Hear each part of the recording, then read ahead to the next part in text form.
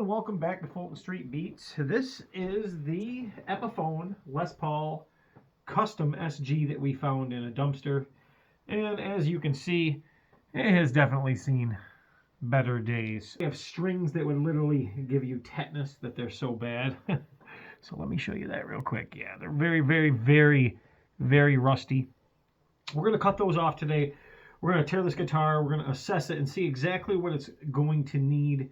The electronics in this do work, however, they are wired wrong. That'll be one of the last things that we get into, but we got to get this thing kind of cleaned up a little bit. So today we're going to do a disassembly, and if you guys want to stick around for the ride, I'd appreciate it. And if you could, hit that like button, share, subscribe, and make sure you hit that notification bell so you can stay up to date on the process of this a little bit of a restoration that we're going to be doing. So first thing we're going to have to do is get these strings off of here. Holy, I don't want them pinging around because there is a lot of rust on these on the high strings. Actually, these low strings look like they've been changed. These ones here are actually horrible. So and there we go. So strings are now out, and now we can take a peek at this. There we are. I'm going to have to do some polishing on that. Let's pop this bridge off. Corroded right on there. So Epiphone again, right on the bridge itself. Definitely an oil bath these things are going to get.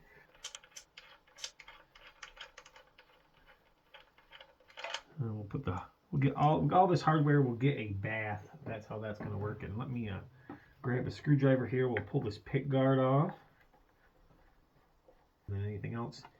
And well, look at this big color difference right here. Look at this big color difference in the color from the pick guard. Then I'm going to pull off the Les Paul custom cover up here. Do that. Get that out of there. Once again, we look in there. We'll see a whole different color in there. We'll see if these knobs want to come off on there. Oh, yep, there we go. Yeah, these are coming out very easily. I don't think I've ever had knobs come up this easily. Knock on wood, and now I'm on the last one. Take my time because you never want to break them. There we are. Those are all off. Even the nuts that hold the pots on, they're like an aluminized nut. They're even corroded. So let's pull out these pickup ring screws. Okay, there's pickup ring number 1 in pickup. So shielded on the inside, 57 neck bridge LP Epiphone right on it. So yep, legit pickups also. And everything's just, I don't know, corroded. Here we go. Let me get in there. I'm getting sidetracked here. Neck bridge LP 57, another 57. So we got neck bridge. These same specs. And neck bridge 57 CHG. So these are the exact same pickups here. Exact same pickups. So this guitar is wired wrong. All 3 pickups are on all the time. So and it looks like there is a ground missing on the back of one of the pots in the back when we look. So what we have here, yep, an official Seymour Duncan. Now let's see what he says here. Made in America, Seymour Duncan. I'll have to look up the number on it. SH6B I612320091102. Made in the USA. And there is that. So we know that now. Once again, has fading on the outside. Really poorly shielded on the inside. I don't even know why they bother. They're going to do it that horribly. Okay, there we are there. Now we're going to turn this thing around, and if you look in the inside here, you notice, so here's our wires. These are B500K pots in it. I'm looking at all the wiring here coming through. What they've done. Oh, so we have, that's wired. We have, obviously there was a ground here that is not there anymore. I don't know what's going on with that. I think it might have been jumped from another pickup. So I'm going to have to trace this wiring, see exactly what's going on with the pickups. This is definitely the super distortion, but so this is a 4-wire system that is converted to a 2-wire. I can see that, and these are taped back. If I had to guess, I'm guessing that they used the wrong 2 wires to do the conversion. So I'll have to look into that. Usually that's the case. So let's take this strap button off while we're here. There's that one. Let's take the strap button off the other end. Tight fit. I think there we go. So that is off. That is off. Let's see what we got here. Okay, this fretboard is horrid. So what I'm going to do is a trick on this that removes a lot of grime. You guys know that I use coconut oil for everything. So the reason I'm putting this on is because this coconut oil will clean this fretboard. It'll loosen up the grime that's on there where I can actually get the grime off. And there is a lot of, I don't know what you get. It's just like a buildup of grime that's very, very thick. So I want this on here. I want this to sit and penetrate for a little bit. You can use this, as long as it's organic, you can use it very liberally. You do not want to use non-organic coconut oil on a fretboard because it can turn rancid on you. And this will actually clean up the fret. Yeah, there's just so much grit and grime in there. So I'm going to take a rag here and see if any of this will come off on the high spots here. That's a bad right there. There we go. It almost feels like Crayola crayon residue. That's almost what it feels like. Let's see what comes on the. Oh yeah, see, that's what we're getting off of it. So yeah, I think it's just from dirty fingers. So it's definitely going to take some work. So, but that's it right there. So that one spot right there, I just showed you. We'll polish these frets up afterwards too. But let me show you just that one area of this one fret here that I just did. And you can see that's as smooth as glass, and all that thick residue and grime is now gone from it. So big difference. So I'm going to break camera. We'll come back and finish these up, and I'll show you the finished result. Okay, so we're getting towards the end of the fretboard here. The frets are definitely going to need some polishing. We will actually come back through and do this again. But I want to show you guys if we can, like all that thick gook, we'll show you there'll be some left over. It pulls it. You just got to give it a little elbow grease and rub hard. It will start turning smooth on you. But this coconut oil pulls the grime and the grease and the gook right out of the fretboard. So we want to make sure we get up in nice and close. But as you can see, what a difference in the sheen of the fretboard. And then we can go back through and you can actually feel if there's any more dirt or debris. Feel it, use your fingernail, and it'll loosen it right up, and then we can just wipe it right off. So you can see the coconut oil is doing its job, and the coconut oil is actually becoming dirty as it pulls out the greases and what have you on here, whatever's on here. So, and this will work with any greases or debris on the guitar. Like say you find a spot and it's got something you just can't get off, let the coconut sit on it, oil sit on it, even on the body, what have you, binding, what have you, even like the nut right here. As you can see, that nut just came right off. That shows how dry that is. No glue on it. Maybe there was here, I can't tell, but there's the nut. So we got the nut off anyhow. So that just fell off with just touching it. So let's start polishing. So now we're moving on. We just did one here to a fret polish. Now on a good fretboard, regardless of what anybody will tell you, if you have a good fretboard, you don't have to be worried about taping the fretboard off and charging more money to tape off a fretboard. So we could just take this, and I've already got some compound. We can put a little more on here, and this is a polishing compound, and I simply put it on the fret, stay on the fret. Of course, we don't try not to get on the fretboard, but if you do, it doesn't hurt it. We can increase our speed, pay attention to the fret ends, make them nice and smooth, get up in the groove. Then we'll move the same thing here. Moving on. Doesn't take long. And any tarnish will come right off. And sometimes you need to wipe off and go back and double check it, but now we have two very nicely polished frets. We can come back in, and remember the coconut oil's on there now too, so that means, because this compound that you get, your Dremel compound, your polishing compound, will stick to a dry surface. So once it won't stick to this surface because we have the coconut oil on there. So that's why that wipes off so easily. And then we have frets that are nicely polished, and we can go back and we can give them a final touch up if you see any more corrosion on there. In the case of this one, because these frets are bad, we can go in and we can redo these again. Let me see if I can get you in there to show you the difference between a couple of these frets. These are the ones that we just did. Now if we go up through, you can see how they are. So those are the frets we haven't done yet, and those are the two. These were the two worst ones that we just did.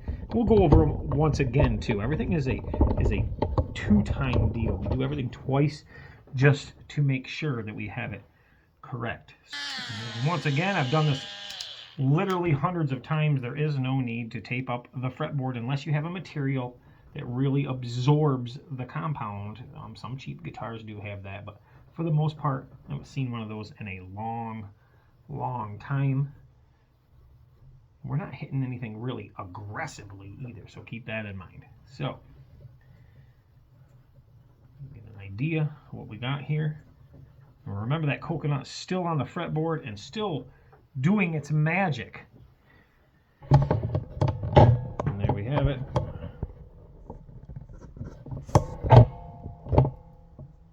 This is from a guitar that was extremely rough and pitted. Nothing, smooth as glass, the whole thing now. It's just like new. So let me finish this part up now, and I'll come back and I'll show you the final result. So there you have it. As you can see, much better. And this fretboard is actually dry right now. So this is the look that you get when you use coconut oil, how deep it penetrates into different types of wood grains. This particular one being rosewood. Very smooth frets. The frets do have a little wear on them, but they're still definitely usable. So that is cool. Okay, so wow, one step down, one major step, and it does not require any fret actual work, just a polish, and much smoother, much nicer, and will definitely play a lot better. So let's move into some other aspects and start getting this body cleaned up a little bit. Okay, to start this body, we're just going to take a waterless wash wax, and we're just going to spray it over the body and get some of the debris and grime off. Again, don't worry about the fretboard, because the fretboard will be done again before the guitar is done, because we always get stuff on it. But let's just see if we can get kind of a smooth finish. We're going to pull the pickups out and do under there also, but as you can see, there's a lot of fading. So we'll worry about the face of this first, and I want to see how tight everything is. So this is probably corroded right on. That's what I'm guessing. So let's let me break out some tools here. So that's loose, and as you can see, the washers are corroded. So we just want those down like that. They're going to go right back in place, but we don't want to catch it when we buff it.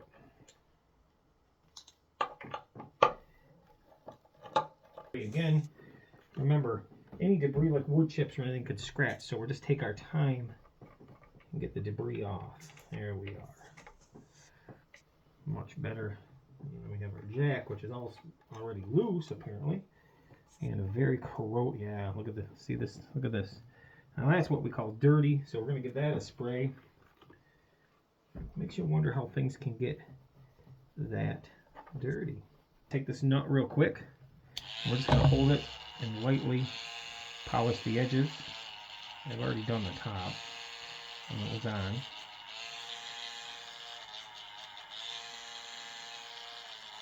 Just taking off any little bit of whatever may be on it. And we simply wipe it off. We'll do the same thing with the washer. Be careful, because they can go flying on you.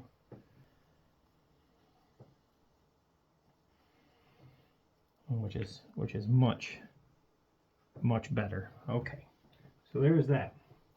Now I've already done these and polished these up as far as deep as I'm going to go without removing gold, because remember, time removes this gold anyhow. Now there's actually a color variance. I'm going to turn this on really low, and I'm going to try to hit that real quick just around where the washer sits and make sure that it's smooth. nice smooth surface. Just want to make sure that smooth surface. So this gives me an indication that that color really is not going to come back on some of these faded parts. So we'll probably just do a hand buff on this and attribute this color change to the relicking of underneath. Usually it's the color, it's underneath the nitro or poly or whatever they're using on these light colors that fades. So you really can't buff out anything if it's fading from underneath. And all lights do that, ultraviolet lights do that, your house lights, everything will change the color of your, especially these colors, and red especially also. Okay, so we're going to put, now that we have that, we're going to work on the front of this. I'd like to get that off. So let me get that off real quick. And there we are. We got this off. That was a little corroded on there. And as you can see, the washer that goes underneath also very corroded. So let's, you know, that poker chip stuck right there. And I really don't want to crack any paint. We're going to leave that poker chip on there. I'm not going to mess with that. Sometimes we have to leave well enough alone. But let's hit this washer real quick. Same thing in a circle. There we are. Very important when you're doing these jobs to just be mindful of what you're working with, because if we tend to, you can see, I'll give you an example, is if you look here, you'll see that this is chipping away where that was screwed in. So we want to be very careful around that hole. We're not taking off all of that, because the more it chips, the more it chips. And I know you know what I mean by that. The more that breaks away, the more that's coming away. So be very careful. The pickups themselves are not coming apart. I'm not going to do that. And I can see a repair job that was done in this guitar. So this is the things I'm talking about. You get into a guitar, and well, what did they do? So it seems to me, and I don't know if this was done at Epiphone or somebody did this after the fact, but this is good to document things like this. And if you guys have one of these, let me know what exactly what they did on yours. This piece right here has been made from here to here. So this part was all cut out, and somebody actually put a piece in here. Now, it's looking aftermarket because there is no shielding. There is some shielding on it. This might have been done at Epiphone. There is shielding on paint on this. Very strange indeed. Poor quality control if Epiphone did that. Never would I have sent a guitar body out like that. That's kind of crazy. But there's a piece that's actually put in right there. Insane. Now this one piece over here has actually got a crack in it. But I've never seen that before. So quality control, Firefly is much better on their quality control if that's...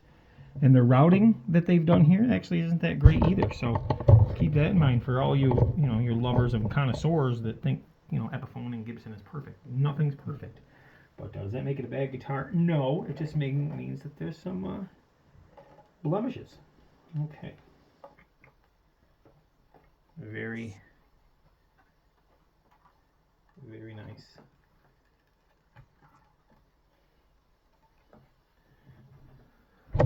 Okay, I hope you guys see the difference in that finish. Isn't that look at that reflection.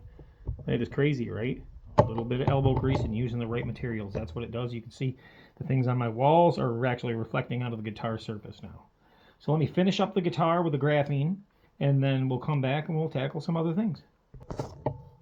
So before we clean up the back, I just pulled these pots out, and they're very, very, very corroded.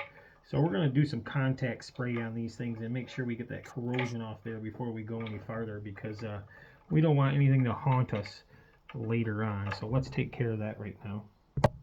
Alright, now we've just applied the contact spray to get rid of this. You can kind of work it in with your hands here.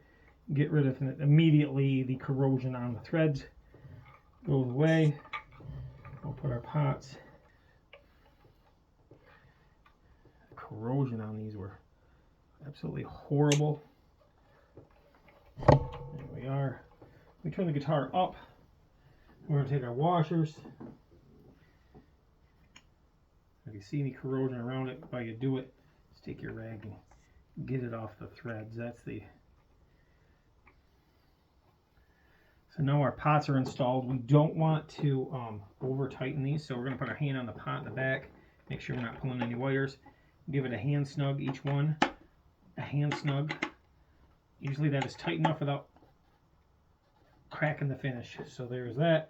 Then we have our switch here, and we can put our washer on to our switch now.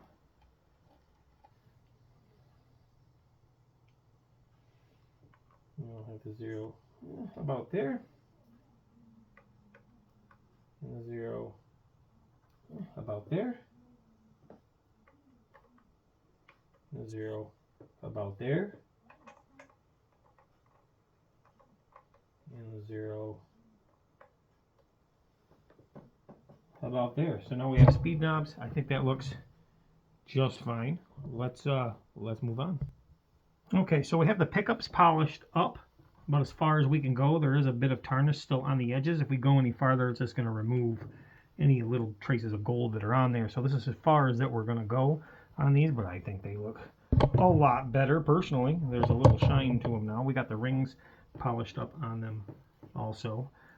We may track down some other screws to put in it, and we're going to work on the pick guard now because we want to get that on.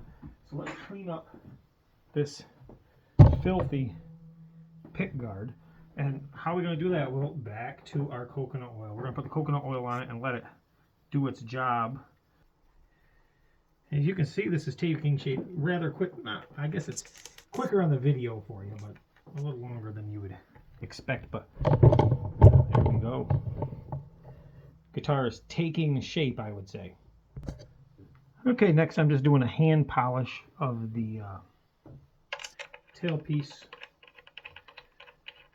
bolts here, and you can see before and after. What I do is I just take a little compound with my finger, put it on the bolt itself, take my rag, and since the gold on this stuff is very thin, it polishes out very fast. So you don't want to overdo it. You're going to remove gold, although there's already a lot of gold removed, simply because it's over years of use. And you can see now we got that polished up very quickly, extremely fast.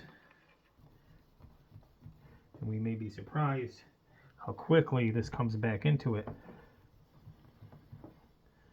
And then we aged look and a very nice look, because I think that's what the look we're really going for, is that distressed aged look, because it already has it. So boom, and this guitar is really starting to look magnificent.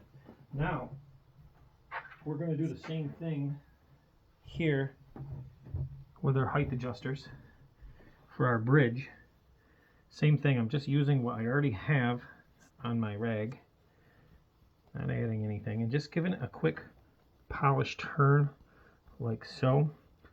Now the part we may have a difficult time with is the bridge, because the bridge itself, well, we don't want to take the bridge apart because we don't want to worry about intonation. It's very corroded, so I'm going to see what I can get by hand. Okay, so this just got out of a light chemical bath, and as you can see, it is much shinier. I should get you a lot better light over here, I apologize. As you can see, much shinier. Still has some pitting. We don't want to leave it in for too long where it's taking off too much, but now we can actually turn our intonation screws, which is a good thing. So, and then what I do afterwards, I actually use a spray wax on these to keep everything functioning smoothly, and we know it's not going to corrode anytime soon. So that's how we do that. Now we'll put this on the guitar, and you guys can tell this doesn't look like the same guitar for sure. So we're going to put on our Les Paul cover.